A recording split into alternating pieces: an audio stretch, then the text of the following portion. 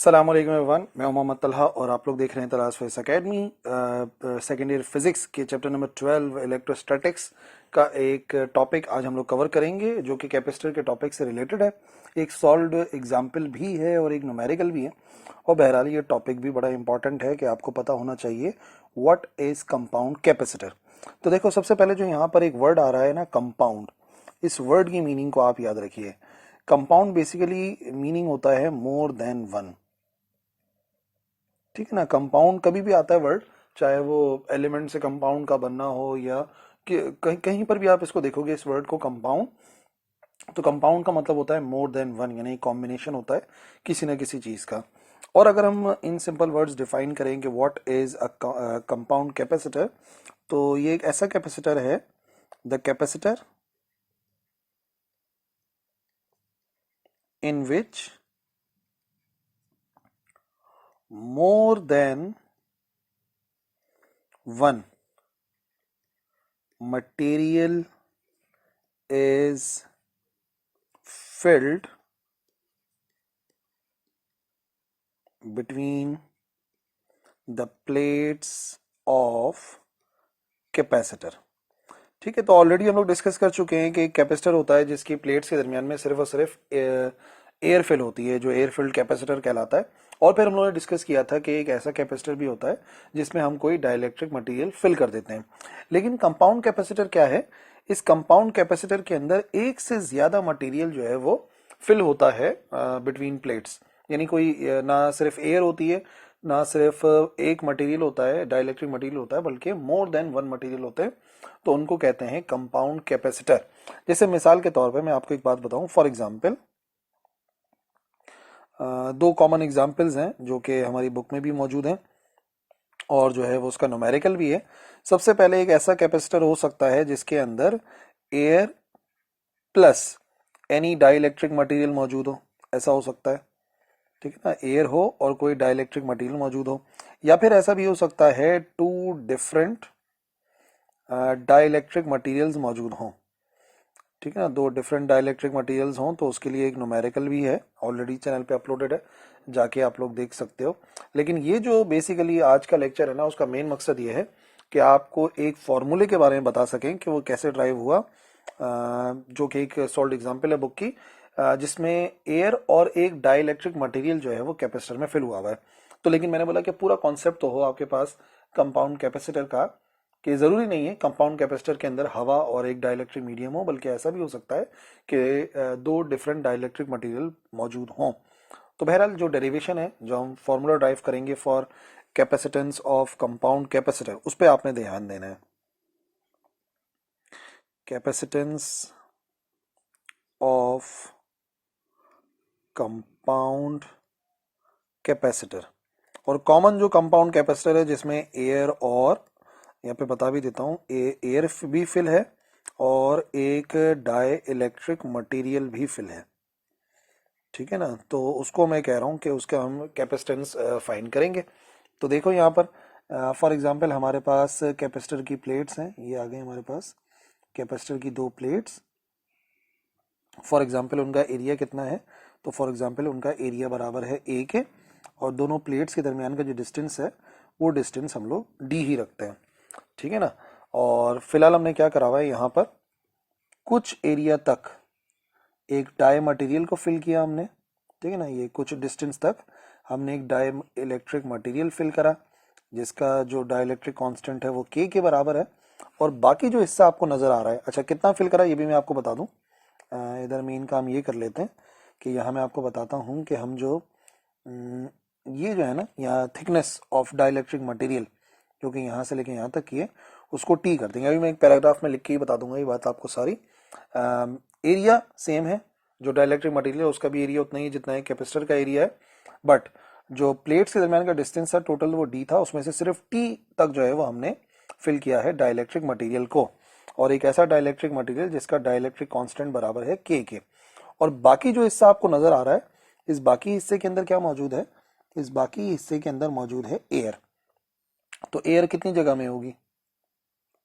Total D था और बाकी में टी थिकनेस वाला डाइलेक्ट्रिक मटेरियल है, तो एयर की जो थिकनेस है वो जाएगी डी माइनस टी। बात समझिए ना, टोटल डिस्टेंस डी है, उसमें से टी निकालना पड़ेगा, जो डाइलेक्ट्रिक मटेरियल की थिकनेस है, तो बाकी जो बचेगा वो हो जाएगा distance occupied by the air. ठीक है जी। सो पैराग्राफ क्या इस तरीके से बता देता हूँ कि क्या चीज़ किसके बराबर है, उसको आप पैराग्राफ फॉर्म में भी लिख सकते हो। सबसे पहले ए क्या है,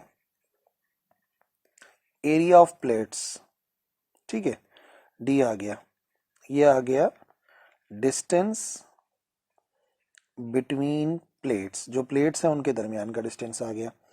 ठीक है जी। और फिर क्या है, टी है thickness of dielectric material, thickness of dielectric material. ठीक है जी। और के क्या है, के हो गया डाइलेक्ट्रिक कांस्टेंट, जो मटेरियल होता है इसका डाइलेक्ट्रिक कांस्टेंट आ गया। ठीक है जी। और कुछ रह गया, और एयर की थिकनेस आपको नजर आ रही है यहाँ पे, डी माइनस टी जो है वो है थिकनेस ऑफ एयर।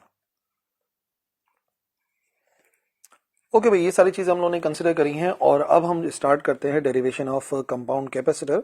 तो देखो, अकॉर्डिंग टू द डेफिनेशन, जो कि हमें पता है, according to the definition of capacitance, capacitance की डेफिनेशन से हमने क्या फॉर्मूला निकाला था, हमने एक फॉर्मूला निकाला था, सी बराबर होता है क्यू ओवर वी के। ये फॉर्मूला जनरली बता रहे हैं ताकि आपको पता हो कैपेसिटेंस की ये डेफिनेशन है। और फिर व्हेन, ये पहली कंडीशन है, when only air is present between plates, जब कैपेसिटर की प्लेट्स के दरमियान में सिर्फ और सिर्फ एयर फिल होती है, तो उसके लिए हम फॉर्मूला इस्तेमाल करते हैं सी, और वो सी बराबर होता है ए एप्सिलॉन नॉट ओवर डी। ठीक है ना। लेकिन ये वाला फॉर्मूला हम कब इस्तेमाल करते हैं, जब टोटली एयर भरी हुई हो।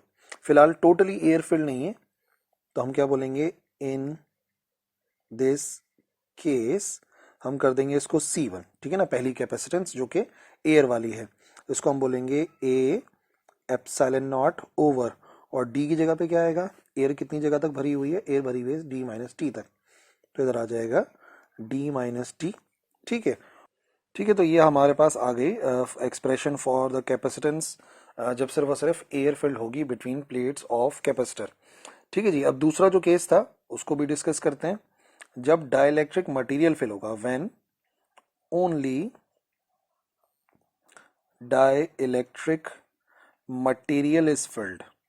ठीक है ना, अगर सिर्फ और सिर्फ डाइलेक्ट्रिक मटेरियल फिल करते हैं तो उसके लिए एक डिफरेंट फॉर्मूला है, उसको देख लेते हैं। उसके लिए फॉर्मूला है C is equal to A epsilon naught into epsilon r, और डिवाइडेड बाय डी होता है अगर मुकम्मल तौर पे भरा होता। बट इन दिस केस, इस केस के अंदर क्या बनेगा, ये इस केस के अंदर इसको हम C2 का नाम देंगे। ठीक है, इसको हम करेंगे A epsilon naught, epsilon r की जगह पर आएगा के डाइलेक्ट्रिक कांस्टेंट, और टी थिकनेस तक भरा हुआ है। ठीक है ना, हमने देखा था कि हमने कितनी थिकनेस तक भरा हुआ है, उसको टी थिकनेस तक, ये आ गया, इस वजह से डी की जगह पर टी आ गया। ये आ गया एक्सप्रेशन हमारे पास सीधा सीधा जब डाइलेक्ट्रिक मटेरियल फिल है। तो ये हिस्सा आ गया एयर वाला, ये हिस्सा आ गया डाई इलेक्ट्रिक वाला हमारे ऊपर वाले केस में। अब आप नोट करो जरा, ये कैसे फिल हुए हुए। आमतौर पे जो चार्ज फ्लो करता है वो चार्ज कैसे फ्लो करता है, चार्ज यहाँ से फ्लो करता और फिर यहाँ पर जाता, यानी कि चार्ज को पहले मिलेगी डाइलेक्ट्रिक मटेरियल, फिर मिलेगी एयर, यानी कि चार्ज के लिहाज से ये दोनों चीजें जो है वो मौजूद है इन सीरीज, क्योंकि चार्ज पहले टी से गुजरेगा फिर एयर से गुजरेगा। देखने में बिल्कुल पैरेलल लग रहा है, लेकिन आप उसको मत देखो, आप देखो चार्ज के लिए क्या है। अगर चार्ज इधर आता है, लेट से क्यू चार्ज अगर आता है, तो पहले उसको मिलेगा ये डाइलेक्ट्रिक मटेरियल, फिर मिलेगी एयर, तो एक के बाद एक, जिसे हम कहते हैं सीरीज। तो ये जो हम लोगों ने दो कैपेसिटेंस निकाली है ना, ये सीरीज में कंबाइन है। इन दिस केस जो टोटल कैपेसिटेंस हम निकालेंगे, ठीक है ना, जो टोटल कैपेसिटेंस है सीरीज कॉम्बिनेशन में, वो बराबर होती है reciprocal is equal to 1/C1 plus 1/C2। Series combination का जो फॉर्मूला है ना, ये उसकी बात कर रहे हैं। तो यहाँ पर मैं लिख भी देता हूँ कि दोनों सीरीज कॉम्बिनेशन के अंदर नजर आ रहे हैं, एयर और डाइलेक्ट्रिक मटेरियल, इस वजह से ये वाला फॉर्मूला इस्तेमाल कर रहे हैं। ओके, तो 1/C बराबर आ जाएगा 1/C1, रेसिप्रोकल करके लिखूंगा भाई सीधा सीधा, डी माइनस टी ऊपर ए एप्सिलॉन नॉट नीचे, डी माइनस टी ऊपर और ए एप्सिलॉन नॉट नीचे आ गया। फिर प्लस C2 की क्या वैल्यू है, C2 की वैल्यू है हमारे पास ए एप्सिलॉन नॉट के ओवर टी, तो ये हो जाएगा ए एप्सिलॉन नॉट और क्या लिखेंगे के। ठीक है ना। इसका एक और तरीकेकार भी है, जो मल्टीप्लाई में के लिखा हुआ है, इसको लिखने का तरीकेकार थोड़ा सा डिफरेंट भी हो सकता है, बट फिलहाल आप क्या करो, फिलहाल आप ले लो कॉमन, कि क्या कॉमन आ गया। 1/c बराबर आ गया 1/a एप्सिलॉन नॉट आ गया कॉमन। क्या बचा इधर, इधर बचा d माइनस टी, इधर बचा प्लस का t, यहाँ पर क्या बचा, यहाँ पे कुछ नहीं बचा, 1 बचा, और यहाँ पे क्या बच गया, यहाँ पे आ गया k। ठीक है ना। ये किस चीज का आंसर आ गया हमारे पास, ये आंसर आ गया हमारे पास 1/c का। बट एक्चुअली हमें किस चीज का आंसर चाहिए, हमें आंसर चाहिए c का। तो हम इसका रेसिप्रोकल करेंगे, रेसिप्रोकल करेंगे तो भाई क्या मामला बनेगा, रेसिप्रोकल में a एप्सिलॉन नॉट आ जाएगा ऊपर, और नीचे चला जाएगा ये जो पूरी वैल्यू थी यहाँ पे जो लिखी हुई नजर आ रही है, d minus T plus T over के। ठीक है भाई, ये वो फॉर्मूला है जो कि कंपाउंड कैपेसिटर की कैपेसिटेंस को फाइंड करने के लिए इस्तेमाल होता है। और सारी बातें ऑलरेडी डिस्कस कर चुके हैं, लेकिन आपको पता है ये जो पार्ट आपको नजर आ रहा है ना, ये वाला पार्ट मैं अंडरलाइन कर देता हूँ। ये वाला पार्ट जो है वो जाहिर कर रहा है डाइलेक्ट्रिक को, क्योंकि दोनों वैल्यूज डाइलेक्ट्रिक की हैं। और ये वाला जो पार्ट है ये शो कर रहा है किसको, ये शो कर रहा है एयर को। ठीक है ना। तो ये इस फार्मूले के जरिए हम बाकायदा, ये तो बहरहाल ये एग्जाम्पल भी है बुक की, तो आपको आनी चाहिए।